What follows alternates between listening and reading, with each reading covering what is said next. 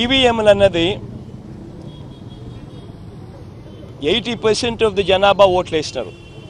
Record polling 80% జనాభా వెళ్ళి polling బూత్లో బటన్ నొక్కినారు.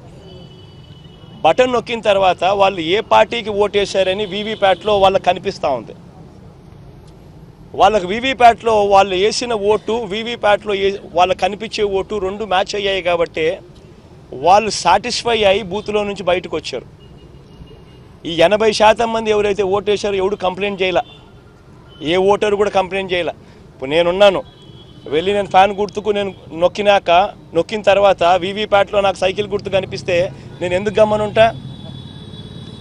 గమ్మనుంటాను కదా. బూత్లో అక్కడే నేను గొడవ చేసిండు, బూత్లోనే వెంటనే కంప్లైంట్ లాంచ్ చేసిండు, బూత్లోనే అన్నీ చేసిండు కదా. అట్లా ఏ పార్టీకి ఎవరన్నా కానీ ఇలా ఓటేసిన తర్వాత వీవీప్యాట్లో వేరే పార్టీకి ఓటేసినట్టుగా ఎవరికి కనిపించలేదు కాబట్టి 80% మంది జనాభా ఓట్లేసిన ప్రతి ఒక్కరూ సాటిస్ఫై అయ్యి ఎటువంటి బూత్లో కానీ బూత్లో కంప్లైంట్ ఇవ్వడం కానీ పోలింగ్ ఆఫీసర్ దగ్గర కంప్లైంట్ ఇవ్వడం కానీ ఎటువంటి ఎక్కడ జరగల. పోలింగ్ మొదలయ్యే ముందు ప్రతి పోలింగ్ బూత్లోనూ అన్ని పార్టీలకు సంబంధించిన పోలింగ్ ఏజెంట్లు అక్కడ కూర్చుంటారు. వాళ్ళందరూ కూర్చున్న తర్వాత ఈవీఎంలు వీళ్ళందరూ చెక్ చేస్తారు, వీళ్ళందరూ టెస్ట్ చేస్తారు. 50 ఓట్లు మాక్ పోలింగ్ చేస్తారు. 50 ఓట్లు మాక్ పోలింగ్ చేస్తారు ఈ పోలింగ్ ఏజెంట్స్. వాళ్ళు నొక్కిన గుర్తు వీప్యాట్లో వాళ్ళకు స్లిప్ ఏదైతే బయటకు వస్తుందో ఆ గుర్తు రెండు మ్యాచ్ అయినాయా లేదో చూసుకుంటారు. చూసుకున్న తర్వాత వీళ్ళు సంతకాలు పెడతారు, పోలింగ్ ఏజెంట్ సంతకాలు పెడతారు. మేము వెరిఫై చేసినాము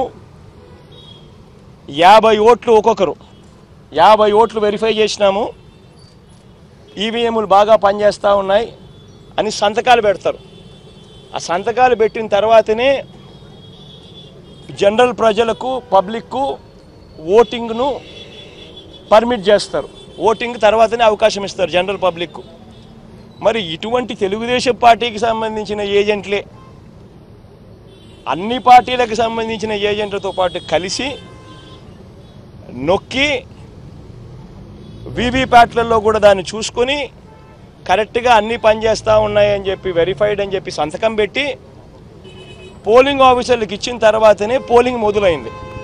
మళ్ళీ ఏ రకంగా చెప్తారు ఈ రకంగా ఈవీఎంలు అది జరిగాయి, ఈవీఎంలు ఇది జరిగాయి, ఇదే ఈవీఎంలు ఇదే వీవీప్యాట్.